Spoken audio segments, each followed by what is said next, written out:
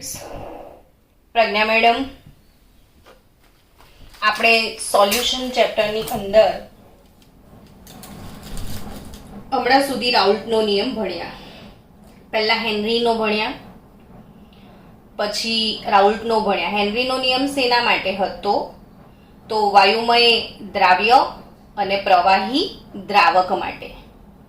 જ્યારે એના પછી રાઉલ્ટનો નિયમ ભણ્યા અબાષ્પશીલ દ્રાવ્ય અને બાષ્પશીલ દ્રાવક માટે.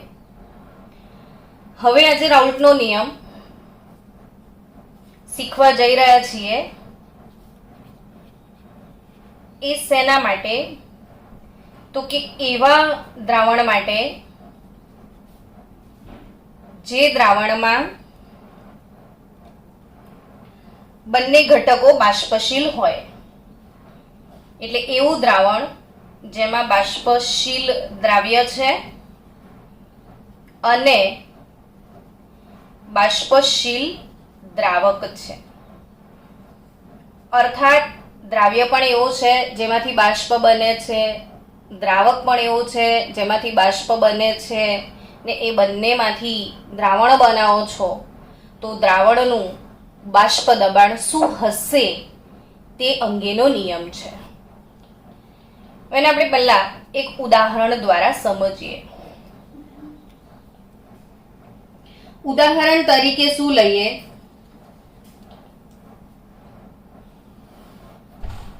તો ઉદાહરણ માટે હું બે પાત્ર લઉં છું. અહીંયા ધારો કે આપણી પાસે એક બાષ્પશીલ પ્રવાહી છે.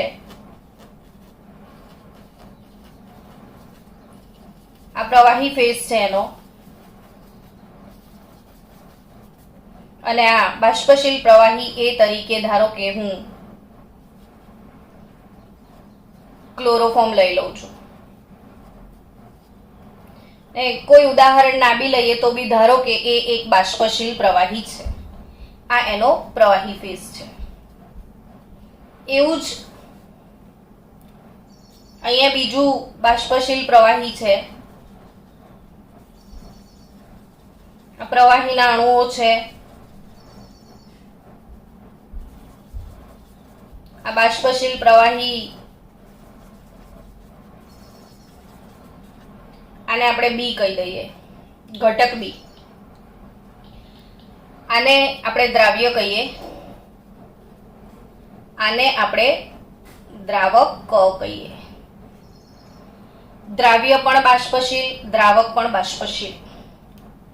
હવે આ બાષ્પશીલ છે તો બટ ઓબ્વિયસ છે એમાં એના બાષ્પના અણુઓ પણ હશે. તો આ બાષ્પ અવસ્થા છે. હવે આ પાત્રનું દબાણ માપું તો એ આ બાષ્પના અણુઓને કારણે હશે, જેને એનું બાષ્પ દબાણ PA0 કહેવાય.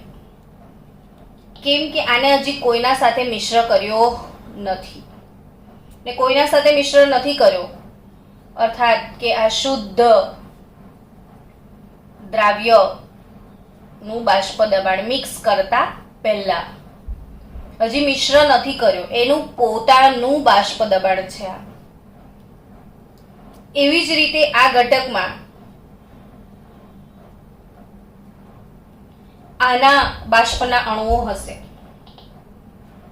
એનું હું બાષ્પ દબાણ માપું તો PB0 મળશે. આ શુદ્ધ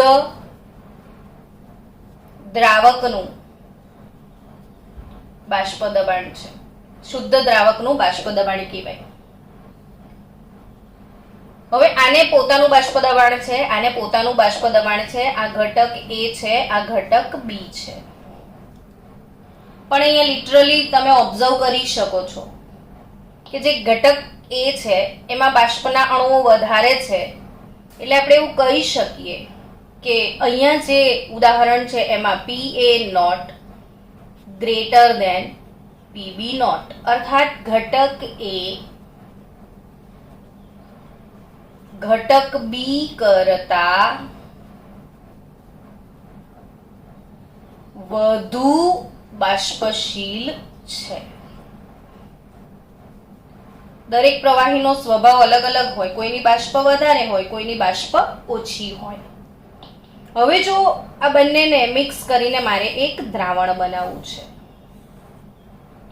તો દ્રાવણ બનાવવા માટે હું આમાંથી આના મોલ અંશ લઉં.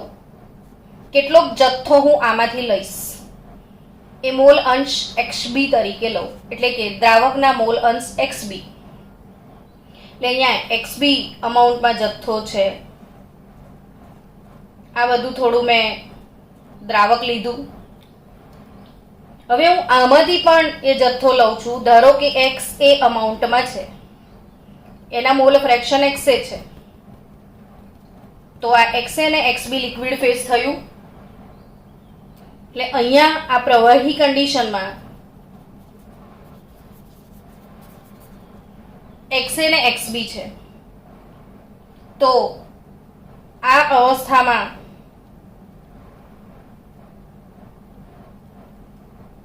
હવે જે ઘટક A છે એ મિશ્ર કર્યા બાદ એની બાષ્પ અહીંયા હશે. ઘટક B ની પણ મિશ્ર કર્યા બાદ અહીંયા એની બાષ્પ પણ હશે. બંનેની બાષ્પ અહીંયા હશે.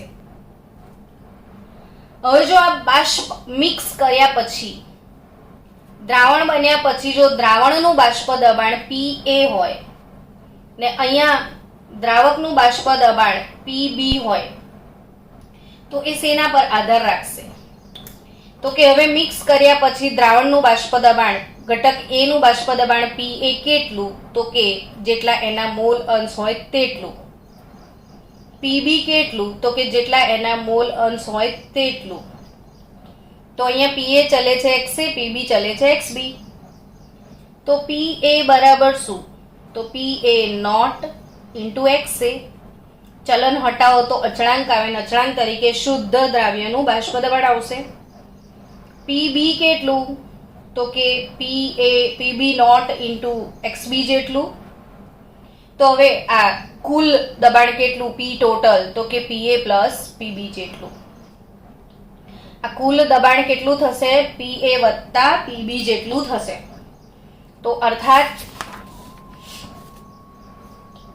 in case of PA not greater than PB not, what is P total here? તો કે P total is nothing but PA plus PB. અર્થાત PA not into XA plus PB not into XB.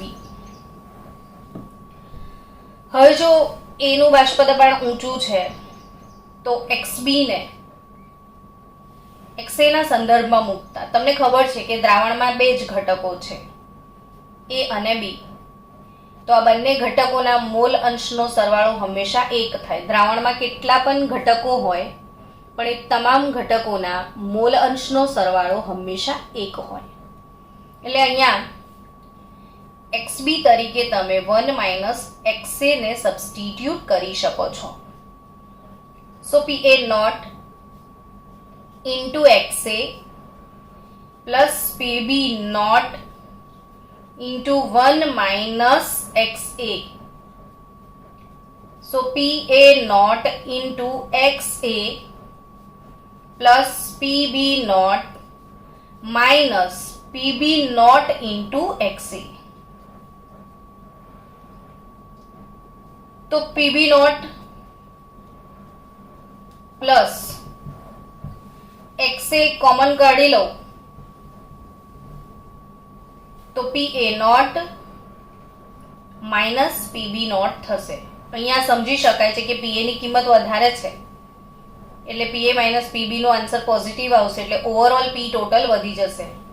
તો આ P total આ રીતે મેળવી શકાય. હવે જો આપણે બીજા કેસની વાત લઈએ, અહીંયા આપણે આ કેસમાં કેવું હતું કે A વધારે બાષ્પશીલ હતું, B ઓછું બાષ્પશીલ હતું. પણ એવું પણ બને ને કે B વધારે બાષ્પશીલ હોય A કરતા.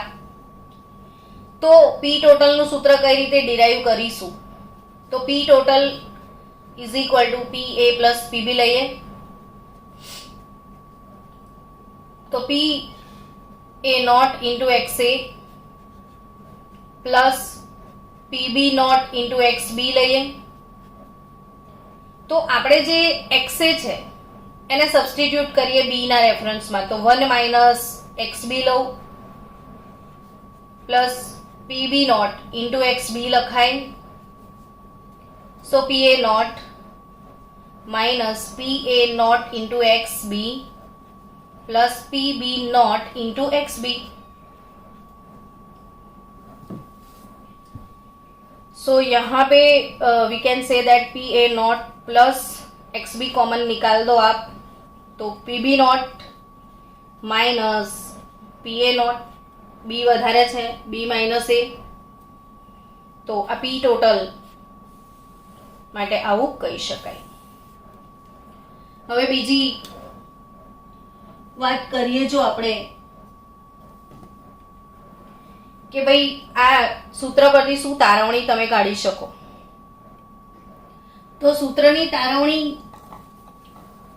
એવું સજેસ્ટ કરી શકે છે આપણને કે પી ટોટલ જે છે એ શેના પર આધાર રાખે છે કે ભાઈ આ કુલ બાષ્પ દબાણ છે પી ટોટલ એ શેના પર આધાર રાખે છે, તો તમે કહી શકો કે પી ટોટલ અહીંયા જુઓ તો એક્સએ પર આધારિત છે, અહીં જુઓ તો એક્સ બી પર આધારિત છે. So we can say that here કે દ્રાવણનું કુલ બાષ્પ દબાણ, દ્રાવણનું કુલ બાષ્પ દબાણ એ કોઈ પણ ઘટકના મોલ અંશ યા તો એક્સએ અથવા એક્સબી પર આધાર રાખે છે, બંનેમાંથી કોઈ પર પણ આધાર રાખે છે એવું કહી શકાય. બીજી વાત, દ્રાવણ પરનું જે કુલ દબાણ છે એ ઘટક એ અથવા ઘટક બી ના મોલ અંશને સુરેખ પ્રમાણમાં છે. આવું કેમ કીધું, તો કે આ સૂત્રને તમે સરખાવી શકો છો y is equal to mx plus C સાથે. મેથ્સ પોઈન્ટ ઓફ વ્યૂ આ બધા બાળકોને ખબર હોવી જોઈએ કે મેથ્સમાં જો કોઈ સમીકરણ હોય y is equal to mx plus C, તો આ સમીકરણનો જો ગ્રાફ દોરવામાં આવે તો તે હંમેશા સુરેખા મળે છે. તો એ કઈ રીતે સુરેખા મળે સમજો, તો y અક્ષ પર y ની કિંમત મૂકો એટલે અહીંયા પી ટોટલ તમે લઈ શકો છો, x અક્ષ પર x ની કિંમત મૂકો, આનો ગ્રાફ હંમેશા આ રીતે સુરેખ મળે છે. આને આંતરછેદન કહેવાય. આટલો જે કિંમત છે આ અહીંથી તમે 0 થી આ કિંમત લેશો એને આંતરછેદન કહેવાય. ગ્રાફ અહીંથી શરૂ થાય છે એટલે આંતરછેદન હંમેશા સી ની કિંમત આપે છે, અને આ સુરેખા હોય તો એનો ઢાળ તમે શોધી શકો છો, અને હંમેશા ઢાળ પરથી એમ ની કિંમત મળતી હોય છે. હવે આપણે કેમેસ્ટ્રીમાં આ બહુ ઇમ્પોર્ટન્ટ વસ્તુ છે જે દરેકને ખબર હોવી જોઈએ કે y is equal to mx plus C નો પ્લોટ એક સુરેખા મળે છે, તો અહીં શું સમજવાનું કે y અક્ષ પર y ની કિંમત, x અક્ષ પર x ની કિંમત, જે ઢાળ મળે એ m છે ને આંતરછેદન છે એ c છે. અહીં પણ આને y is equal to mx plus C જોડે કમ્પેર કરી શકો છો તમે. જો આ m, આ x, આ c, અહીંયા તમને ઢાળ પરથી PB naught minus PA naught ની કિંમત મળશે. જો આનો તમે ગ્રાફ પ્લોટ કરશો તો જ્યાં y પર પી ટોટલ મૂકી દો તમે, અહીંયા મોલ અંશ એક્સ બી લઈ લો તો આલેખ સુરેખ મળશે. અહીંયા જે આંતરછેદન છે એ પીએ નોટ ની કિંમત આપશે અને ઢાળ પરથી તમને PB naught minus PA naught ની વેલ્યુ મળી જશે. તો આ એવું કહેવા માંગે છે કે દ્રાવણનું કુલ દબાણ એ કોઈ પણ એક ઘટક સાથે યા એક્સબી સાથે યા તો એક્સએ સાથે સુરેખ પ્રમાણમાં હોય છે.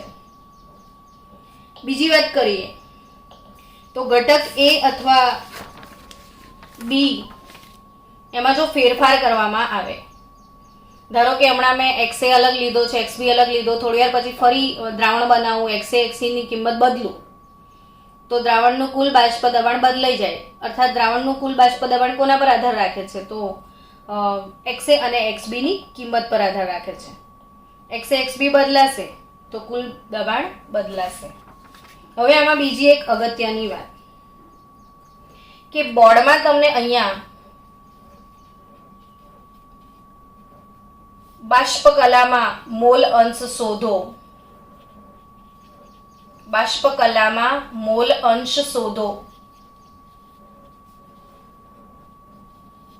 એ ટાઈપના દાખલા પૂછાતા હોય છે. તો બાષ્પકલામાં મોલ અંશ શોધવાના દાખલા કઈ રીતે તમે સોલ્વ કરશો તો એને બી સમજીએ આની સાથે સાથે. કે અત્યારે તમે એક દ્રાવણ બનાવ્યું છે, સમજો. એમાં તમે ઘટક એ પણ લીધો છે જે બાષ્પશીલ છે. આ પ્રવાહી અવસ્થાની વાત છે. બે પ્રવાહીઓને મિક્સ કર્યા છે અને આ પ્રવાહી ફેઝ દેખાઈ રહ્યો છે, જેમાં તમે ઘટક બી પણ લીધો છે. ઘટક એ અને ઘટક બી નું પ્રવાહી છે અહીંયા.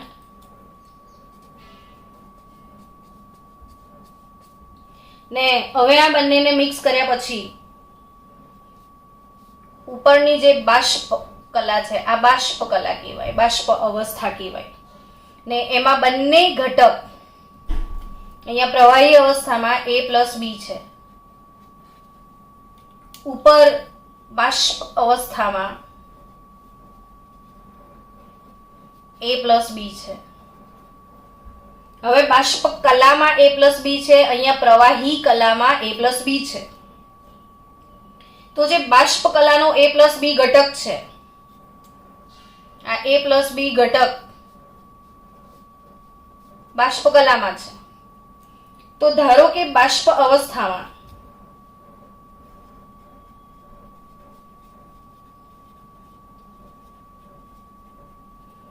ઘટક A ના મોલ અંશ YA અને B ના YB લઈએ. બાષ્પ અવસ્થામાં બંનેના મોલ અંશ જુદા જુદા હશે, બંનેની બાષ્પનું પ્રમાણ જુદું જુદું છે. તો જો બાષ્પ અવસ્થામાં A ના મોલ અંશ YA, B ના મોલ અંશ YB લઈએ ને પ્રવાહી અવસ્થામાં A ના મોલ અંશ XA અને B ના મોલ અંશ XB લઈએ. પ્રવાહીમાં બંનેના મોલ અંશ XA અને XB લઈએ. બાષ્પ અવસ્થામાં ઘટક A ના મોલ અંશ YA અને YB લઈએ. તો આ બંને વચ્ચે શું સંબંધ છે? તો રામ રતન ધન પાયો, આપણે એવું મૂવી આવ્યું હતું, એના પરથી એક ટ્રીક યાદ રાખજો કે પાયા મેને પી ટોટલ. આ નેમોનિક્સ કહેવાય, ફોર્મ્યુલા લર્ન કરવાના ટેકનિક કહેવાય. કે એક્ઝામમાં ફોર્મ્યુલા ભૂલી જવાતા હોય છે. આપણે કઈ શાર્પ મેમરી પાવર એટલો બધો હોતો નહીં, બધું સટાક દઈને યાદ આવી જાય. તો અહીંયા નેમોનિક્સ યાદ રાખવાનો ટ્રીક છે કે કેવી રીતે યાદ રાખીશું કે PA અને YA વચ્ચે શું સંબંધ છે. તો પાયા મેને પી ટોટલ, પાયા મેને પી ટોટલ. તો ત્યાંથી બાષ્પ કલામાં મોલ અંશ YA શોધી શકાય છે. જો YA શોધવું હોય તો PA divided by P total લઈ શકાય. એવું સેમ PB નો શું સંબંધ છે? તો YB ઇન્ટુ પી ટોટલ. તો અહીંયા બાષ્પ કલાના મોલ અંશ ઘટક B ના YB એટલે PB અપોન પી ટોટલ. આ રીતે આને સમજી શકાય. હવે હજી બધી અગત્યની વાત છે કે ગ્રાફ. આપણે ગ્રાફની સમજૂતી જોઈએ કે ગ્રાફ શું કહે છે. તો કે PA is equal to PA naught into XA, Y is equal to M into X કહી શકાય. Y is equal to MX plus C હોય ને તો જે ગ્રાફ છે એ અહીંયા પ્લસ C છે એટલે આંતરછેદન મળે ચોક્કસ. એટલે ઉદ્ગમ બિંદુમાંથી પસાર ના થાય, કંઈક ને કંઈક આંતરછેદન C મળે. પણ અહીંયા C ટર્મ નથી એટલે ગ્રાફ જે છે એ હંમેશા ઉદ્ગમ બિંદુમાંથી નીકળશે. કેમ? તો કે અહીંયા સમજી શકો છો તમે, બે કેસ સમજી શકો છો કે જો PA છે એ PA નોટની કિંમત હું 0 લઉં તો 0 ઇન્ટુ XC એટલે PA પણ શું થઈ જાય? 0. એટલે અહીંયા સમજો કે મોલ અંશ, ચલો મોલ અંશ XC, PA નોટ છોડો, મોલ અંશ XC 0, મોલ અંશ XC 1 લઈ લઉં. PA નોટ, અચ્છા મેં C કેમ લખ્યું? PA naught into XA, XA આ 0, આ XA 1 લઈ લો. તો એક્સ એ 0 હોય ને ત્યારે પી એ આ 0 ઇન્ટુ સમથિંગ, તો પી એ 0 જ થાય છે. એટલે આ 0 0 ઉદ્ગમ બિંદુમાંથી પસાર થતી સુરેખા મળે તમને. જો અહીંયા એક્સ એ 1 હોય તો P A is equal to P naught બની જાય છે. જ્યારે એક્સ એ ની કિંમત 1 હોય તો પી એ એટલે કે એ વખતનું જે બાષ્પ દબાણ છે એ શુદ્ધ ઘટકનું જ બાષ્પ દબાણ કહેવાય. હવે એને સમજીને આપણે ગ્રાફમાં કન્વર્ટ કરીએ. ગ્રાફની અંદર અહીંયા સપોઝ મોલ અંશ એક્સ એ છે એ 0 છે. ધીરે ધીરે મોલ અંશની કિંમત વધતી જાય છે. મોલ અંશ એક્સ એ વધશે તો P A is equal to P A naught into X A. જેમ જેમ એના મોલ અંશ વધે તેમ તેમ એનું બાષ્પ દબાણ વધે અને ગ્રાફ સુરેખા મળશે. ને આ ગ્રાફ શું બતાવે છે? P A is equal to P A naught into X A ની કિંમત બતાવે છે. આ વાળો ગ્રાફ આપણને પી એ સજેસ્ટ કરે છે. હવે જો અહીં આગળ એક્સ એ ની કિંમત 1 થઈ જતી હોય છે તો એક્સ બી ની કિંમત 0 હશે. ઘટક બી મેં મિક્સ નથી કર્યો હજી, પ્યોર એક્સ એકલો જ છે. અહીં આગળ જો આ પોઈન્ટ પર એક્સ ની કિંમત 1 થાય છે તો અહીંથી આટલું જે બાષ્પ દબાણ છે આ કિંમતને સીધી સીધી તમે આમ લાઈન દોરીને અહીંયા આપણે કિંમતો અહીંયા લખતા હોઈએ છીએ જનરલી. અહીંયા બાષ્પ દબાણ છે, ઘટક એ નું બાષ્પ દબાણ અહીંયા છે. તો આ જે બાષ્પ દબાણની કિંમત છે જે આમ જઈ રહી છે તો એ અહીંયા એક્સ એ આગળ એક્સ એ 1 છે તો અહીંયા જે કિંમત હશે એ શુદ્ધ ઘટક પી એ નોટ કહેવાશે. જ્યાં એક્સ એ 1 હોય એ કિંમત એક્સ એ 1 હોય એ કિંમત પી એ બરાબર પી એ નોટ, તો એક્સ એ 1 છે એ કિંમત પી એ નોટ ગણાય. હવે ઘટક બી ની વાત કરું કે અહીંયા મોલ અંશ એક્સ એ 1 છે, જો દ્રાવણ છે તો એક્સ એ એક્સ બી 1 થવું જોઈએ, તો એક્સ બી 0 છે. તો તમે અહીંયા એક્સ એ 0 છે એક્સ એ 1 થયો અર્થાત આ જે અક્ષ છે એ એક્સ એ ની ગણાય. અહીંયા મોલ અંશ એક્સ એ વધી રહ્યા છે. હવે આમ ઊંધું જાઓ તો એક્સ બી અહીંયા 0 થી 1 થશે. એટલે આ જે અક્ષ છે એ એક્સ બી ની અક્ષ છે. આમ જાઓ તો હવે ધારો કે એક્સ બી નો ગ્રાફ છે, અહીંયા ગ્રાફ ટચ થાય છે. મારો એક્સ બી નામનો જે ઘટક છે, સોરી પણ બહુ જ વધારે બાષ્પશીલ છે એવું બતાવી દીધું છે મેં. તો આ કેસમાં PB naught greater than PA naught વાળો આપણે કિસ્સો લીધો છે કે ઘટક બી વધુ બાષ્પશીલ છે, ઘટક એ ઓછો બાષ્પશીલ છે. બંનેને અમે મિક્સ કરીને દ્રાવણ બનાવ્યું છે. આ જે ગ્રાફ છે એ મને પીબી સજેસ્ટ કરે છે, પીબી નોટ ઇન્ટુ એક્સ બી. તો હવે આ દ્રાવણનું કુલ દબાણ કેટલું ગણવાનું? તો કે આ બંનેના સરવાળા જેટલું આ લાઈન ગણે. આ બંનેને જો તમે કનેક્ટ કરો તો અહીંયા જે કિંમત છે એ પી ટોટલ બતાવે છે. તો આ જે છે એ પી ટોટલ દર્શાવે છે, આ પી એ દર્શાવે છે, આ પીબી દર્શાવે છે. હવે થોડીક ફરી વધારે સમજૂતી આપું. પરીક્ષામાં કોમ્પિટિટિવ લેવલે, જેડબલઈ નીટ લેવલે, ગુજકેટ લેવલે આ અન્ડરસ્ટેન્ડિંગની વાત છે ગ્રાફ, એટલે એને સમજાવું ફરીથી. ધારો કે આપણે માની લઈએ અહીંયા ઘટક પી એ ઘટક પીબી કરતા વધુ બાષ્પશીલ છે, એને ધ્યાનમાં રાખીને આપણે ગ્રાફ બનાવીએ છીએ.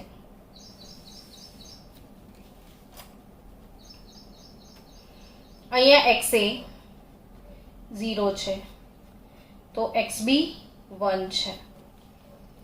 અહીંયા એક્સ એ 1 છે તો એક્સ બી 0 છે. એટલે એક્સ એ 0 એક્સ એ 1, એક્સ બી 1, એક્સ બી 0. ઘટક એક્સ એ બરાબર 0, એક્સ બી બરાબર 1, એક્સ એ બરાબર 1, એક્સ બી બરાબર 0 છે. અર્થાત કે અહીંયા આમ આવો છો તો એક્સ એ ની કિંમત વધે છે. આ P A naught into X A નો ગ્રાફ ગણાય.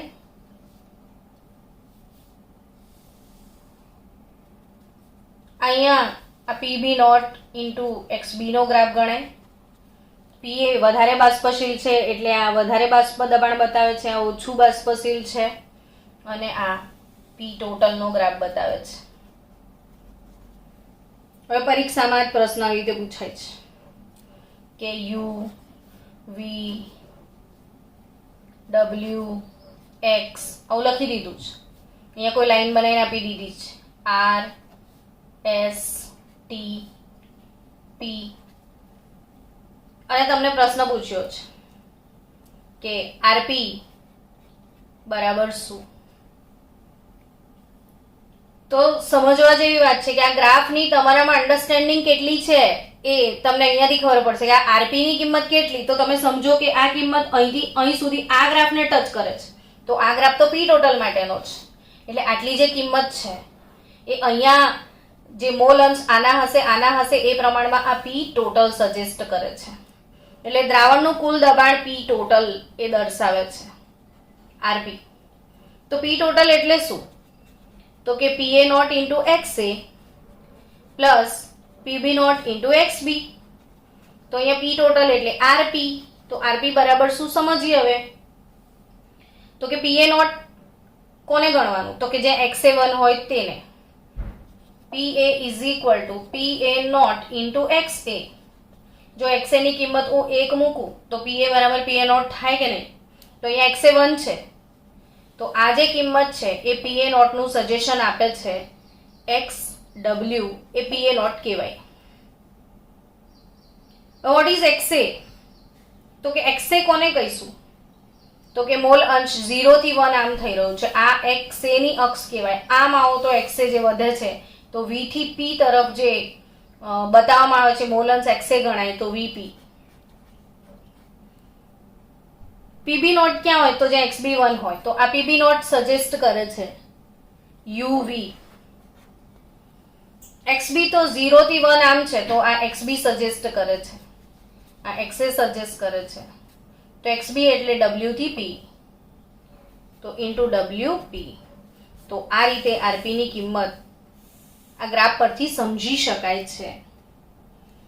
તો આ રાઉલ્ટનો નિયમ જે છે એ અહીંયા પૂરો થાય છે. હવે રાઉલ્ટનો ત્રીજો નિયમ છે હેનરી વાળો સેમ. હેનરી અંકલે આપ્યો તો વાયુમય દ્રાવ્ય અને પ્રવાહી દ્રાવક માટે, એમ રાઉલ્ટનો ત્રીજો નિયમ વાયુમય દ્રાવ્ય અને પ્રવાહી દ્રાવક માટે છે. અર્થાત કાર્બન ડાયોક્સાઇડ વાયુને